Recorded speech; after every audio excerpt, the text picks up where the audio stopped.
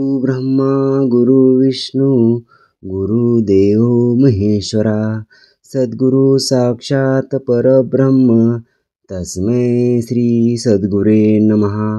जय जय रघुवीर समर्थ। श्रीमत दासबोध दशक 7वा चतुर्दश ब्रह्मनाम समास 3रा चतुर्दश ब्रह्मनिरूपण नाम श्रीराम समर्थ।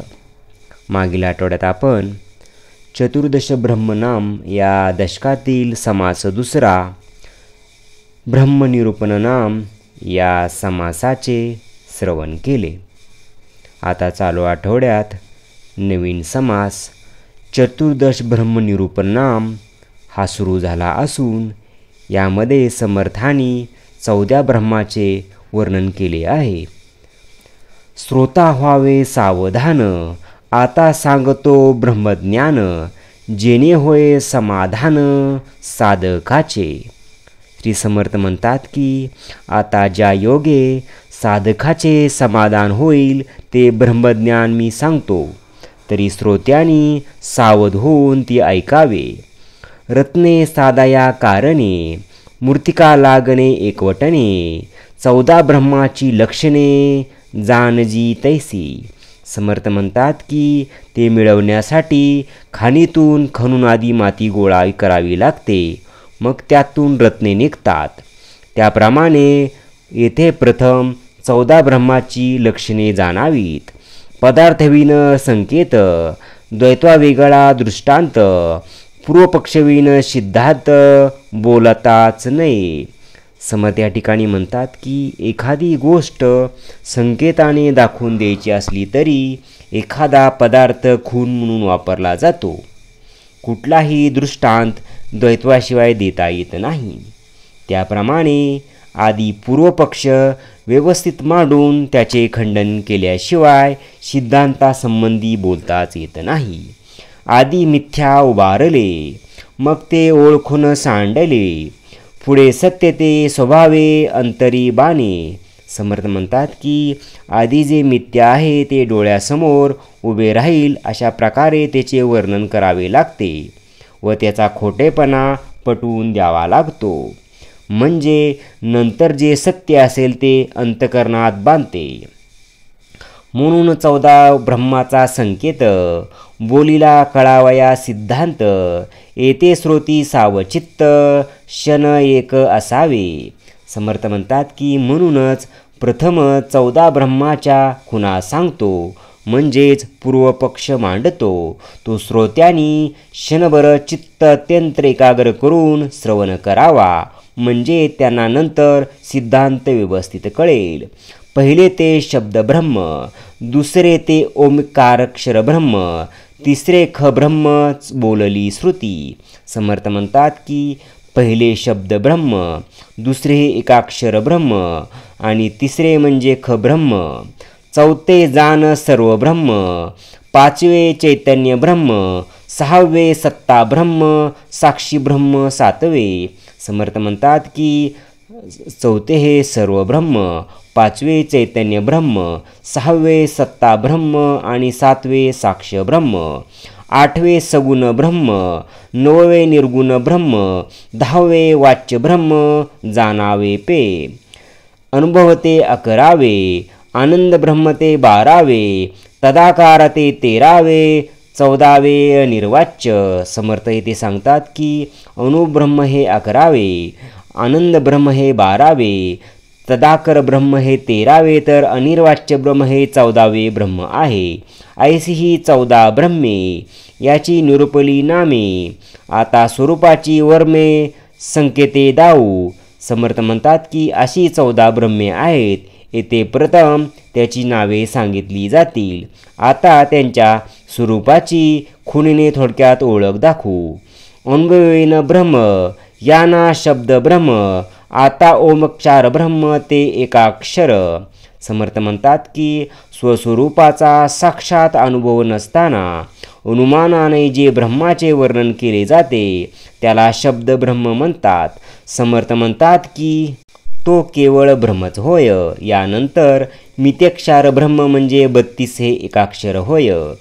ख ब्रह्म आकाश ब्रह्म महदाकाश व्यापक ब्रह्म आता बोले येईल सूक्ष्म ब्रह्म सर्व ब्रह्म. समर्थ ते म्हणतात की ख ब्रह्म म्हणजे आकाश ब्रह्म. महदाकाशाप्रमाणे ते सूक्ष्म रूपाने सर्वत्र व्यापून असते. यानंतर त्याहून सूक्ष्म असे सर्व ब्रह्म हे चौथे आहे. पंचभूताचे कुवाडे जे जे तत्वदृष्टीस पडे ते ते ब्रह्मची रोकडे बोलजील आहे. समर्थ म्हणतात की महाभूताच्या कोड्यात जे जे तत्वदृष्टीला पडते ते ते चोखडे म्हणजे निरवळ ब्रह्म होय असे म्हटले जाते. या नाव सर्व ब्रह्म श्रुती आश्रयाचे वर्म आता चैतन्य ब्रह्म बोली गेले. समर्थ म्हणतात की यालाच सर्व ब्रह्म म्हणतात. आता चैतन्य ब्रह्म म्हणजे काय ते सांगतो.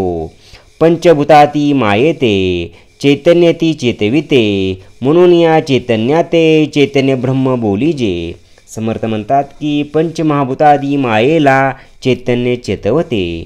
नाहीतर जी तत्वे जडच आहेत जे चैतन्य त्यांना चेतविते ते चैतन्य ब्रह्म होय. चैतन्यास ज्याची सत्ता ते सत्ता ब्रह्म तत्वता ते सत्तेस जाणता या नाव साक्षी ब्रह्म. समर्थ म्हणतात की ज्या सत्तेने हे चैतन्य पंचमहाभूतकांना चेतवते ती सत्ता म्हणजे सत्ता ब्रह्म होय. व त्या सत्तेला जे जाणते त्यास साक्ष ब्रह्म म्हणतात. साक्षीत्व जयापासूनी तेही आकळले गुणी सगुण ब्रह्म हे वाणी तयासी वदे. समर्थ म्हणतात की साक्षीत्व ज्यापासून प्राप्त होते ते ब्रह्म गुणांनी युक्त असते म्हणून त्याला सगुण ब्रह्म म्हणतात.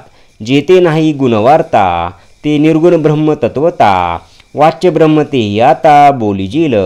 समर्थ ते सांगतात की जेथे गुणाचा मागमुसही नसतो त्याला निर्गुण ब्रह्म म्हणतात. आता वाच्य ब्रह्म म्हणजे काय ते सांगतो. जे वाचे बोलता आले ते वाच्य ब्रह्म बोलिले अनुभवासी कथेले नवचे सर्वथा.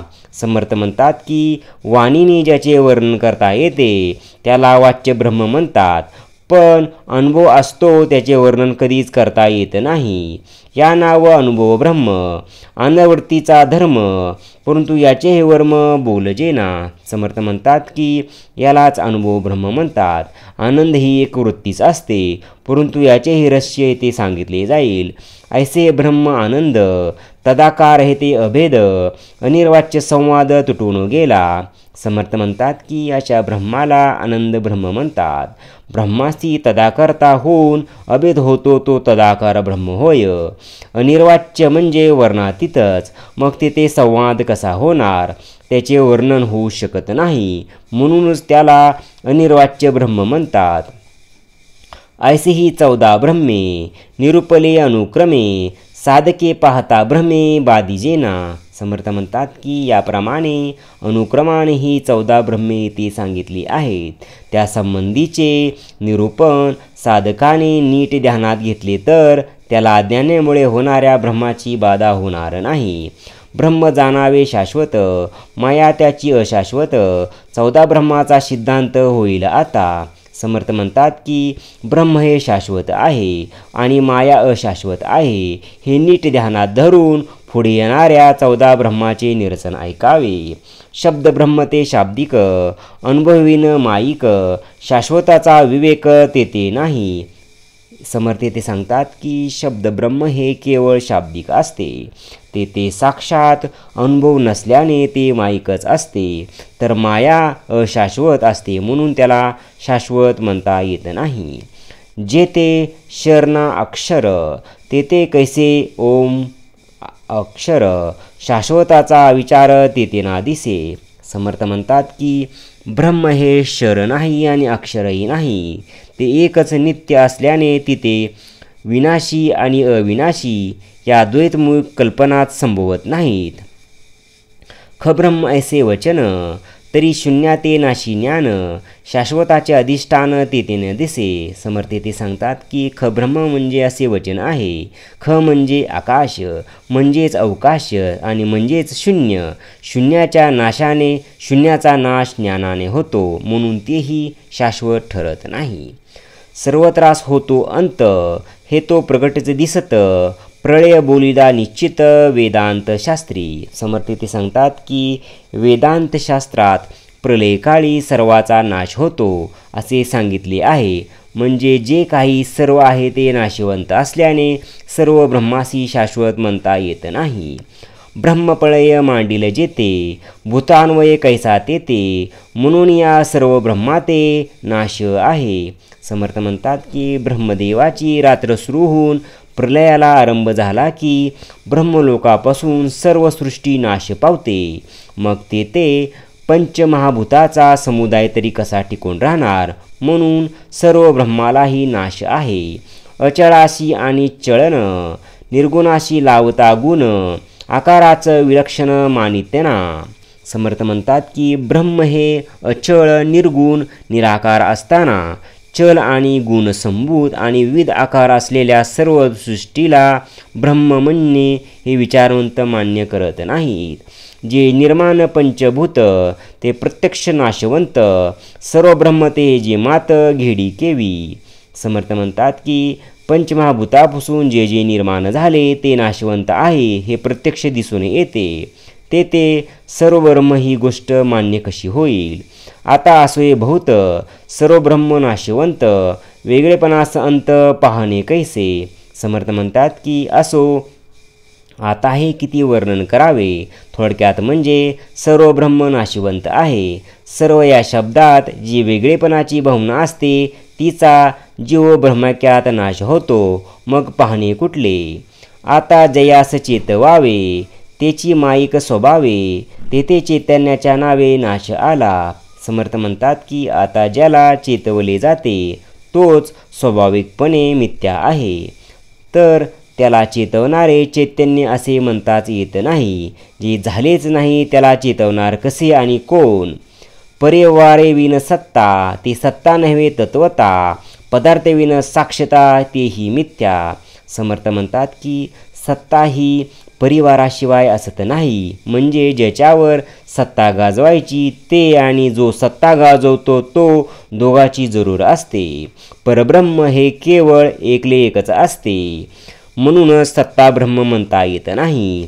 काही पदार्थ असेल तर त्याला साक्षीत्वाने पाहिले जाते. जेथे पदार्थाच मिथ्या असतो ते साक्षीत्वही मिथ्याच असते. म्हणून परब्रह्माला साक्षब्रह्मही म्हणता येत नाही.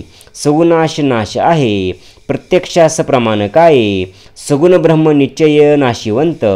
समर्थ म्हणतात की सगुणाला नाश आहे ही प्रत्यक्ष अनुभवाची गोष्ट असल्याने त्याला प्रमाण देण्याची जरुरी नाही. म्हणून सगुण ब्रह्म हे निश्चितपणे नाशवंत आहे. निर्गुण ऐसे जे नाव तया नावास कैसा ठाव गुणेविन गौरव येईल कैसे.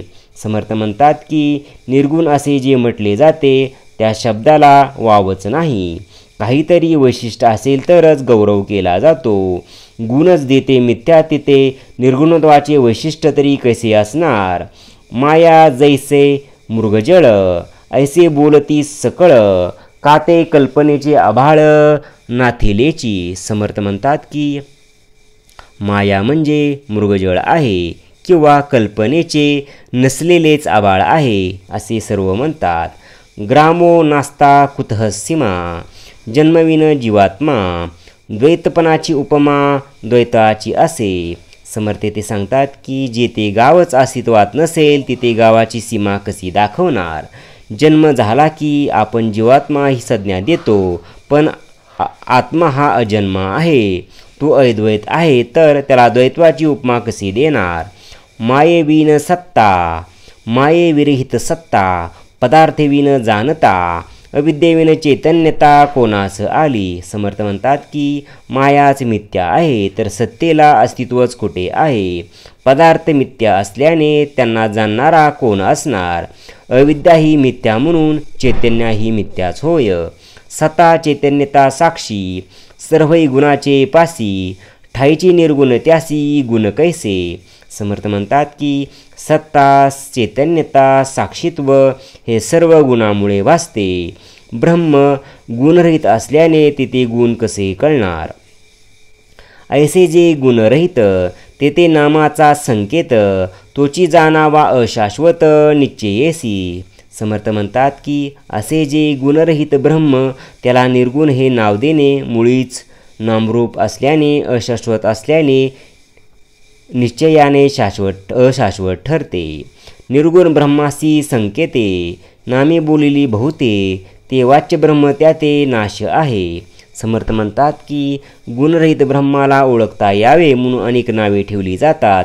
त्यास वाच्य ब्रह्म म्हणतात. ते नाशवंतच आहे. आनंदाचा अनुभव हाही वृत्तीचाच भाव, तदाकारी ठाव वृत्तीस नाही.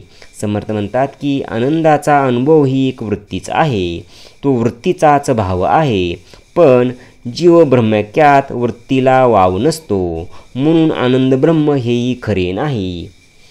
अनिर्वाच्य या कारणे संकेत वृत्तीच्या गुणे, त्या संकेतात उणे निवृत्तीने आणले. समर्थ म्हणतात की अनिर्वाच्य असे जेव्हा म्हटले जाते ते केवळ संकेत नामनिर्देश करण्यासाठी आहे असे म्हटलेले असते. अनिर्वाच्य म्हणजे जे शब्दात सांगता येत नाही, जे ते शब्द पोचू शकत नाहीत, त्या परब्रह्मास अनिर्वाच्य म्हणणे हे खरे म्हणणे योग्य नव्हे. कारण शब्दाचा संबंध गुणाशी वृत्तीशी असतो आणि शुद्ध ब्रह्माच्या ठिकाणी वृत्तीच नाही, निवृत्तीच असते. म्हणून अनिर्वाच्य म्हणल्यामुळे संकेतास उणेपणा येतो असे ते म्हटले आहे. अनिर्वाच्य ते निवृत्ती, तेथे उन्मनीची स्थिती, निरूपाची विश्रांती योगी याची. समर्थ ते सांगतात की मनातच निरनिराळ्या वृत्ती उठत असतात. त्या मनाचा जेव्हा आत्मस्वरूपात लय होतो तेव्हा त्या स्थितीला उन्मनी असे म्हटले जाते. मनच नाहीसे झाल्यावर वृत्ती उठतच नाही आणि निवृत्ती होते. ही स्थिती अनिर्वाच्य असते. सर्व योगी या निरोपाधिक स्थितीतच विश्रांती पावतात. वस्तू जे का निरुपादी, तेचे सहज समाधी, जेणे तुटी अधिव्याधी भवदुःखाची. समर्थ म्हणतात की निरुपाधिक परब्रह्मासी एकरूपता हीच सहज समाधी होय. हिची प्राप्ती झाल्यानंतर संसारातील दुःखदायक आदिव्याधी सर्व नाहीशा होतात. जो उपाधीचा अंत, तोची जाणावा सिद्धांत, सिद्धांताने वेदांत दादांत आत्मा. समर्थ म्हणतात की विद्या आणि अविद्या या दोन उपाधी सांगितल्या जातात. या उपाधीचा अंत होतो तेव्हाच ब्रह्म साक्षात्कार होतो.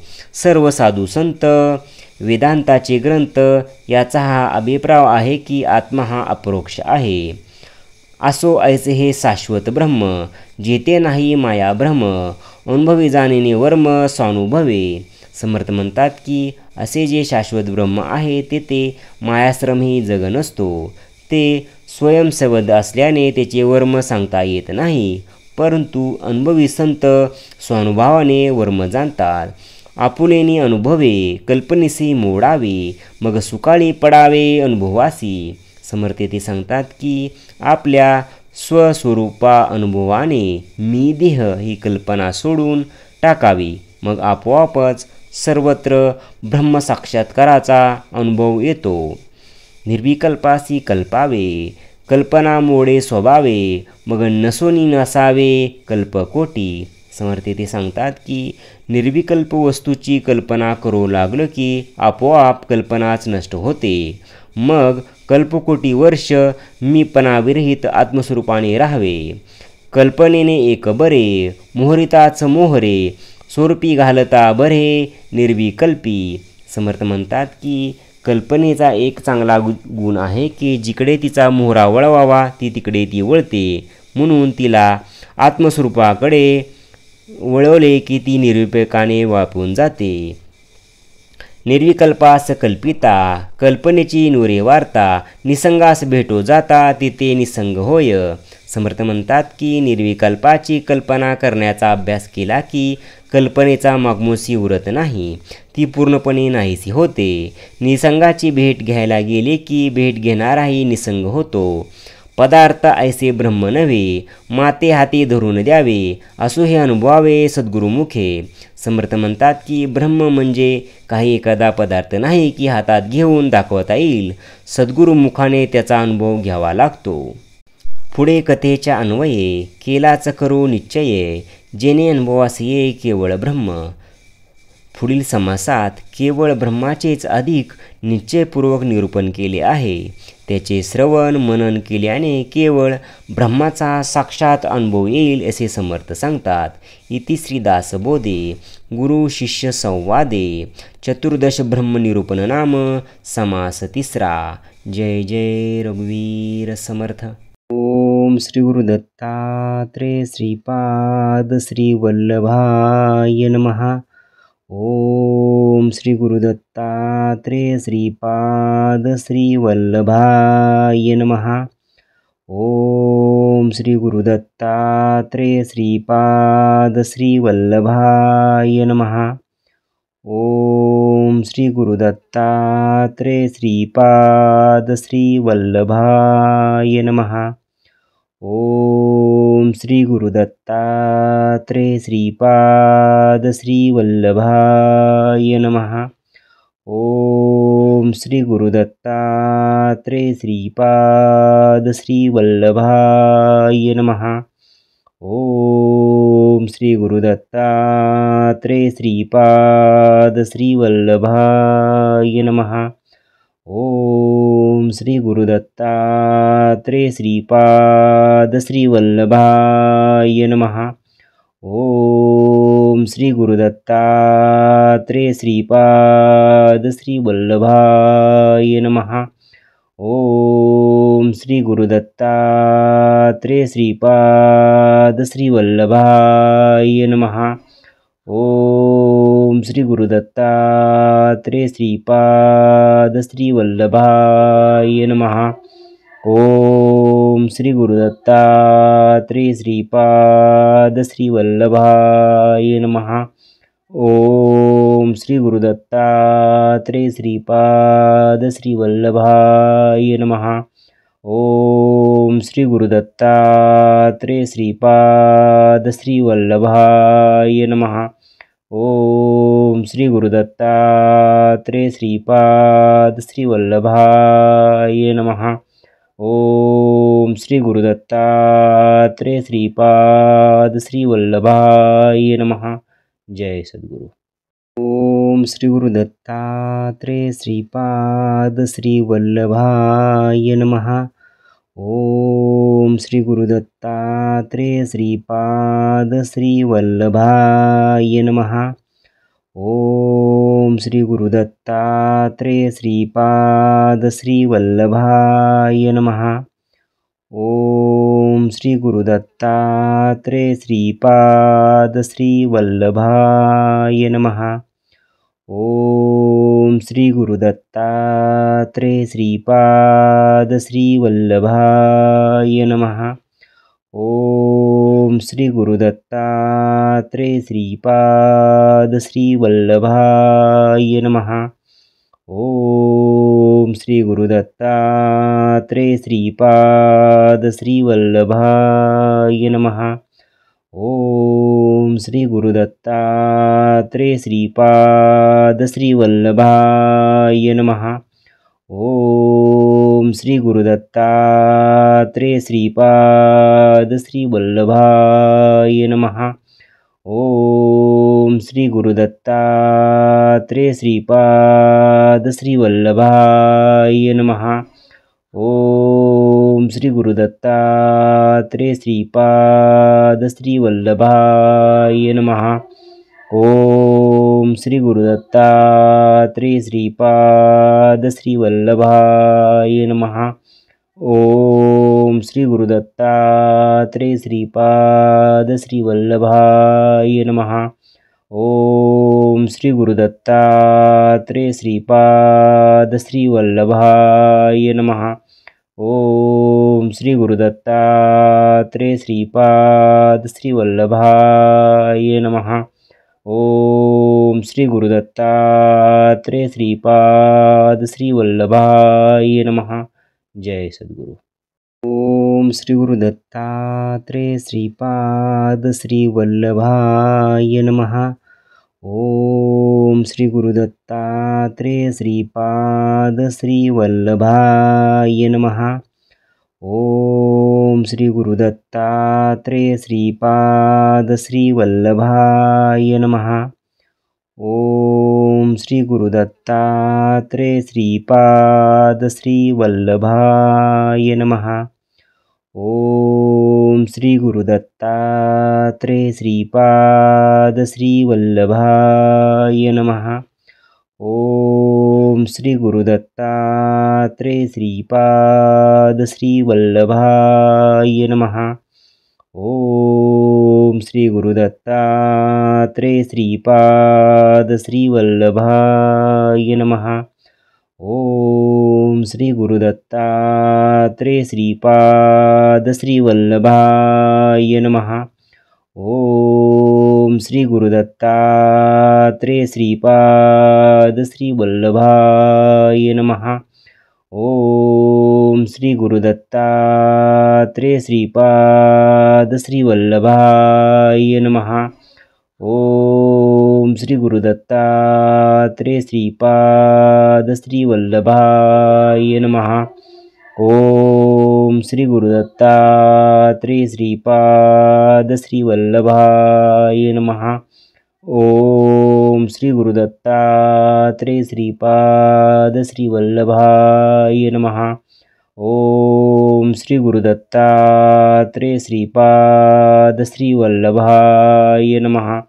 ओम श्री गुरुदत्तात्रेय श्रीपाद श्रीवल्लभाय नमः। ओम श्री गुरुदत्तात्रेय श्रीपाद श्रीवल्लभाय नमः। जय सद्गुरु। ओम श्री गुरुदत्तात्रेय श्रीपाद श्रीवल्लभाय नमः। ओम श्री गुरुदत्तात्रेय श्रीपाद श्रीवल्लभाय नमः। ओम श्री गुरुदत्तात्रेय श्रीपाद श्रीवल्लभाय नमः। ओम श्री गुरुदत्तात्रेय श्रीपाद श्रीवल्लभाय नमः। ओम श्री गुरुदत्तात्रेय श्रीपाद श्रीवल्लभाय नमः। ओम श्री गुरुदत्तात्रेय श्रीपाद श्रीवल्लभाय नमः। ओम श्री गुरुदत्तात्रेय श्रीपाद श्रीवल्लभाय नमः। ओम श्री गुरुदत्तात्रेय श्रीपाद श्रीवल्लभाय नमः। ओम श्री गुरुदत्तात्रेय श्रीपाद श्रीवल्लभाय नमः। ओम श्री गुरुदत्तात्रेय श्रीपाद श्रीवल्लभाय नमः। ओम श्री गुरुदत्तात्रेय श्रीपाद श्रीवल्लभाय नमः। ओम श्री गुरुदत्तात्रेय श्रीपाद श्रीवल्लभाय नमः। ओम श्री गुरुदत्तात्रेय श्रीपाद श्रीवल्लभाय नमः। ओम श्री गुरुदत्तात्रेय श्रीपाद श्रीवल्लभाय नमः। ओम श्री गुरुदत्तात्रेय श्रीपाद श्रीवल्लभाय नमः। ओम श्री गुरुदत्तात्रेय श्रीपाद श्रीवल्लभाय नमः। जय सद्गुरु। ओम श्री गुरुदत्तात्रेय श्रीपाद श्रीवल्लभाय नमः। ओम श्री गुरुदत्तात्रेय श्रीपाद श्रीवल्लभाय नमः। ओम श्री गुरुदत्तात्रेय श्रीपाद श्रीवल्लभाय नमः। ओम श्री गुरुदत्तात्रेय श्रीपाद श्रीवल्लभाय नमः। ओम श्री गुरुदत्तात्रेय श्रीपाद श्रीवल्लभाय नमः। ओम श्री गुरुदत्तात्रेय श्रीपाद श्रीवल्लभाय नमः। ओम श्री गुरुदत्तात्रेय श्रीपाद श्रीवल्लभाय नमः। ओम श्री गुरुदत्तात्रेय श्रीपाद श्रीवल्लभाय नमः। ओम श्री गुरुदत्तात्रेय श्रीपाद श्रीवल्लभाय नमः। ओम श्री गुरुदत्तात्रेय श्रीपाद श्रीवल्लभाय नमः। ओम श्री गुरुदत्तात्रेय श्रीपाद श्रीवल्लभाय नमः। ओम श्री गुरुदत्तात्रेय श्रीपाद श्रीवल्लभाय नमः। ओम श्री गुरुदत्तात्रेय श्रीपाद श्रीवल्लभाय नमः। ओम श्री गुरुदत्तात्रेय श्रीपाद श्रीवल्लभाय नमः। ओम श्री गुरुदत्तात्रेय श्रीपाद श्रीवल्लभाय नमः। ओम श्री गुरुदत्तात्रेय श्रीपाद श्रीवल्लभाय नमः। जय सद्गुरु।